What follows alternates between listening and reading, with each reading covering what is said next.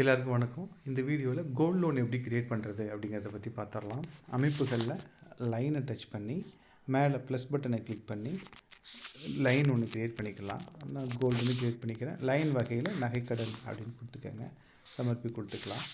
இப்போது gold loan create ஆனதுக்கப்புறம் நீங்கள் இந்த அமைப்புகளில் பார்த்தீங்கன்னா நகை வகை அப்படின்னு ஒரு ஆப்ஷன் இருக்கும். இது செயினா ரிங்கா அப்படின்னு ஆட் பண்ணுறதுனா ஆட் பண்ணிக்கலாம்.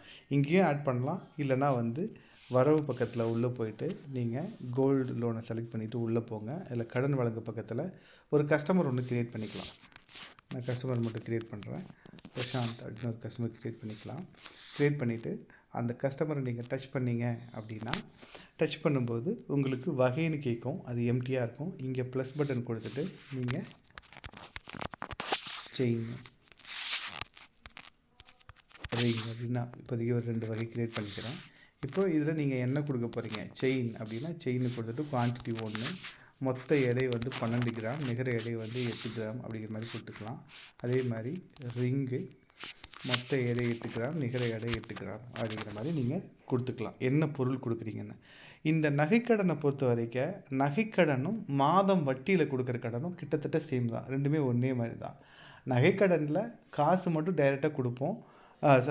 கோல்டை வாங்கிட்டு நான் பணம் கொடுப்போம்.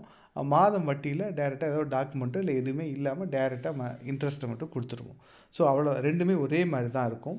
ஸோ இங்கே நகையை இது பண்ணியாச்சு. அதை வட்டி வகை தினசரியாக மாதமாக கடன் வழங்கிய தேதியாக இல்லை மாதத்தின் முதல் நாளாக அந்த ஆப்ஷனும் அப்படியே தான் இருக்கும். இப்போ இந்த 16 கிராமுக்கு இப்போ எவ்வளோ நீங்கள் இது கொடுக்க போகிறீங்க அப்படிங்கிறது. ஃபார் எக்ஸாம்பிள் ஒரு 1 லட்ச ரூபா அப்படின்னா வட்டி 100க்கு 2 ரூபா எவ்வளவு அப்படிங்கிறத நீங்கள் மென்ஷன் பண்ணிக்கலாம். மென்ஷன் பண்ணிக்கிட்டு சமர்ப்பி கொடுத்துட்டிங்கன்னா கோல்டு லோன் க்ரியேட் ஆகிடும்.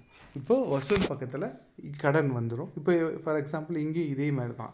இப்போ நீங்கள் இதை டச் பண்ணி ரைட்லேருந்து லெஃப்ட்டில் தள்ளி கடன் திருத்து கொடுத்து இப்போது லோன் கொடுத்த தேதி நீங்கள் மாற்றுறதுனா மாற்றிக்கலாம். அதாவது பழைய தேதி ஃபார் எக்ஸாம்பிள் நான் மார்ச் 1 கொடுத்த மாதிரி நான் அப்டேட் பண்ணிக்கிறேன்.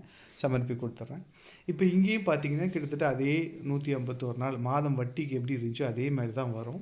இப்போ நீங்கள் இதை டச் பண்ணிங்கன்னா திரும்ப இங்கேயும் அதே தான் வட்டி வரவு அப்படின்னு கேட்கும். நீங்கள் வட்டி வரவு வைக்கணும். வட்டி வரவு பக்கத்தில் போயிட்டு எப்படி இது கால்குலேட் ஆச்சு, மாதம் வட்டியில் எப்படி கால்குலேட் ஆச்சோ அதே மாதிரி தான்.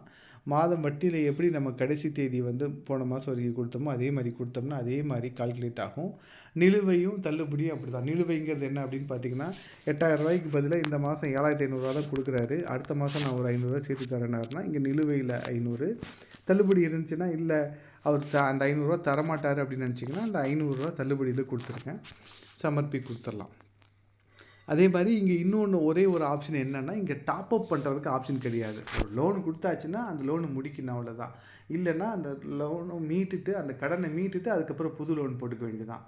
டாப்அப் வைக்கிற மாதிரி ஆப்ஷன் இல்லை. இங்கே கடன் வரவு பண்ணுறது அதே மாதிரி தான். கடன் வரவில் நீங்கள் என்ன பண்ணிக்கலாம் அப்படின்னா அந்த கடன் வரவு பக்கத்தில் என்றைக்கு 1 லட்ச ரூபா கொடுக்குறாங்களோ அன்றைக்கி தேதிக்கு 1 லட்ச ரூபா வாங்கிட்டு கடனை முடிக்கிற மாதிரி இருந்தால் முடிச்சுக்கலாம்.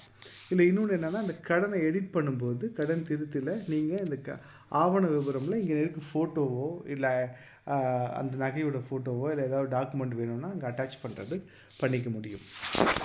ஸோ இதே தான் மாதம் வட்டியில் என்ன பண்ணுறோமோ அதே ஆப்ஷன் தான் இங்கே இருக்கும். டாப்அப் லோன் இல்லாமல் அடிஷ்னலாக நம்ம என்ன நகை கொடுத்தோம் அப்படிங்கிற இன்ஃபர்மேஷன் மட்டும் கேப்சர் பண்ணிப்போம். அதே மாதிரி இந்த வட்டி வரவு பக்கத்தில் இந்த இன்ஃபர்மேஷனை கிளிக் பண்ணிங்கன்னா என்னென்ன நகை எவ்வளோ கொடுத்தோம் அந்த ஆவண விவரம் ஏதாவது இருந்துச்சுன்னா அந்த இன்ஃபர்மேஷனை நம்ம கேப்சர் பண்ணிக்க முடியும். நன்றி.